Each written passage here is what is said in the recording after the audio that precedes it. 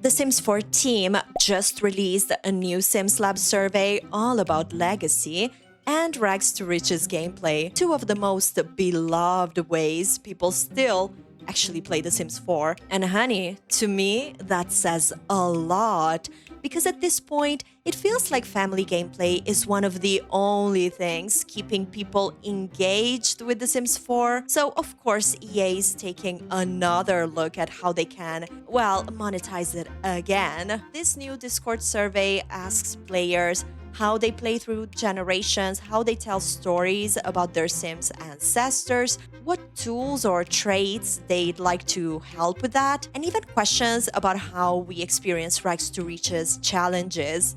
It's all about stories of progress from poor to rich, from one generation to the next, plus the typical "how could we improve this for you" query that is always needed whenever you're asking people for feedback. But that, and trust me on this one, can be easily ignored once you collected your data. With a shrug that says, "Oh well, we can't really do that. Players don't know about our internal policies and rules, so we'll toss it away." But let's not digress into my usual corporate slander.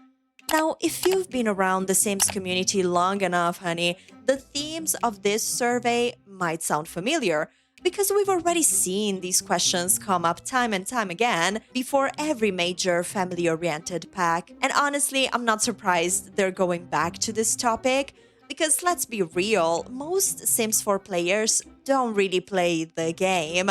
They build, they make Sims, they download custom content, and then they kind of stop there. But the players who do stick around, the ones who have these huge, detailed save files, are almost always doing legacy gameplay. Multi-generational playthroughs, rotational families, long-term stories. Even if it doesn't go as deep as ancestry or genetics, it's still the one way to make The Sims 4 feel alive. And if you think about it, most of those stories start as some version of a rags to riches setup, starting from nothing, climbing your way up, building a life and a name. Of course, by the time you're in your 5th generation, the game's economy is totally broken, inflation doesn't exist, so eventually everybody gets rich. But that's part of the journey, because nobody can decide to impose mayhem on a generation by raising totally insane heirs like generational players in The Sims can. I see you, girl. But what's kind of funny and a little suspicious is that EA suddenly wants feedback on exactly those systems again, because we've already had Parenthood, Growing Together, High School Years, and even packs like Cottage Living and Businesses and Hobbies all offered family gameplay overhauls or new features. And yet here we are again being asked how we play families as if they're rediscovering the concept for the first time. Meanwhile, The Sims 3 Generations managed to capture that style of gameplay perfectly in just one expansion. It didn't need 10 follow-ups or surveys to get it right. It just worked with milestones, life stages, memorable moments that actually felt cohesive.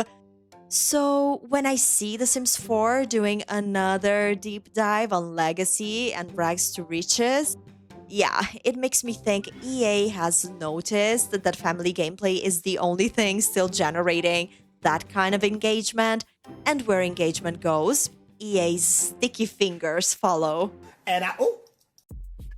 But here's the tea, babe. While they're out here asking us how we tell our family stories, the game itself is currently breaking those very stories. There's a glitch right now where family photos and portraits, the ones that legacy players hang on the walls as little memory markers, well, they're turning into black squares.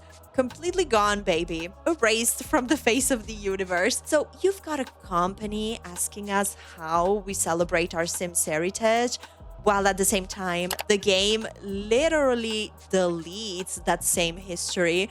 It's like the most Sims 4 thing ever, if you ask me. To me, the survey confirms what we already knew. Family and legacy gameplay is what's keeping The Sims 4 alive.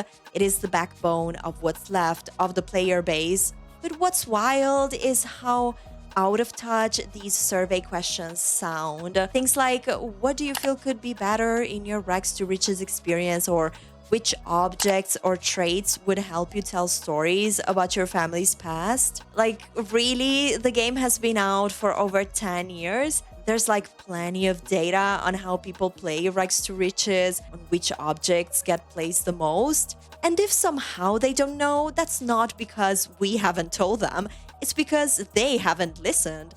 If these questions were being asked in the context of a brand new chapter like a Sims 5 game, I would get that. But asking this about The Sims 4 in 2025, it just feels disconnected. It's like they're pretending not to know their own player base. There are 3 big groups in the Sims community: create-a-sim players, builders, and legacy players, and that's it. Everyone's playstyle fits somewhere in that triangle. So to still be asking what makes family or legacy gameplay work feels lazy, or even worse, manipulative. Honestly, it fits the same pattern we've seen before: the performative listening, the we care kind of language. Just like their performative activism I talked about in my last video, the one about EA's infamous buyout.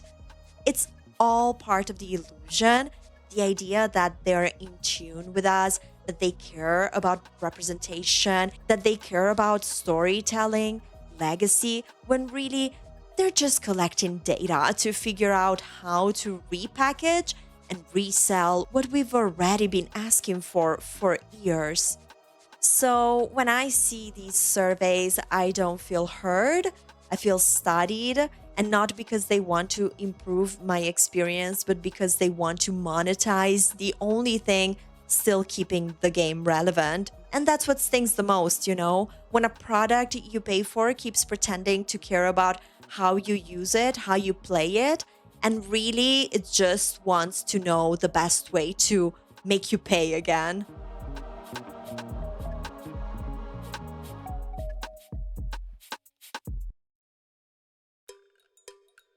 Thank you so much for watching this video, my dear drama friend. If my thoughts on EA's latest survey resonated with you, let me know in the comments, and don't forget to leave a like.